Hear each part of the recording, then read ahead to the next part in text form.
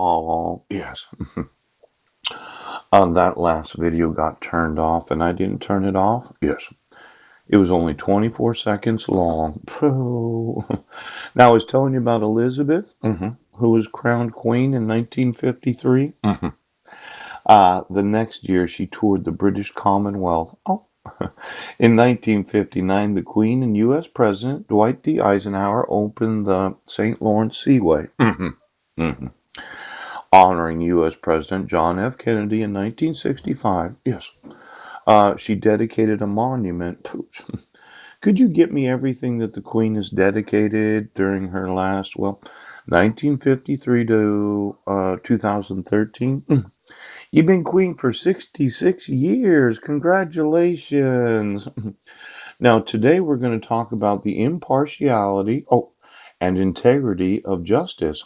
Oh, a thematic compilation of international standards, policies, and best practices.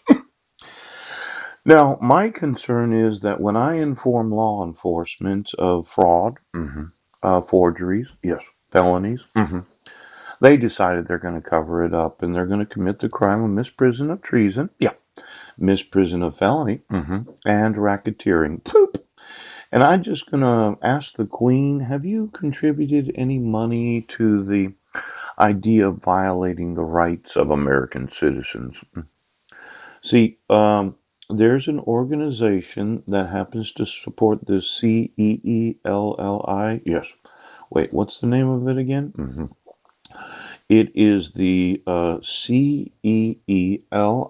Institute, Advancing the Rule of Law. Oh, now you would have thought that as soon as law enforcement had knowledge, yes, of fraud, of forgery, poop, violating civil rights, yes, of kidnapping, of child abuse, poop. And then there's this whole idea of the treason, yes, of obstructing my sons from being able to go into military academies.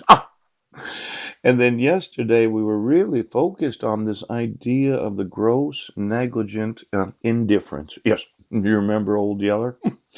Well, today we're looking at the other 3 million individuals. Yes. Could you call the Commonwealth? Yes. I'd like to know the law degrees because we kind of looked at that. Yes. And then the judges and the justices of England. Ouch. And all of those elected or appointed to office that have sworn allegiance to the Queen of England right now. Because I think that there is something about the rationales of judicial independence. Now, there's an obligation to guarantee the independence of justice. Yes. There's a rule of law and justice, the right to a fair trial, and then the conditions of the independence of justice. Now, these guaranteed rights of the United States Constitution, I think I'm suing England right now. I want to know all the oaths of the Commonwealth. Yes, he does. I want to know every barrister in England. Pooch. I want to know all of those in the Parliament. Yes. And I want to know for the last 40 fucking years right now. Because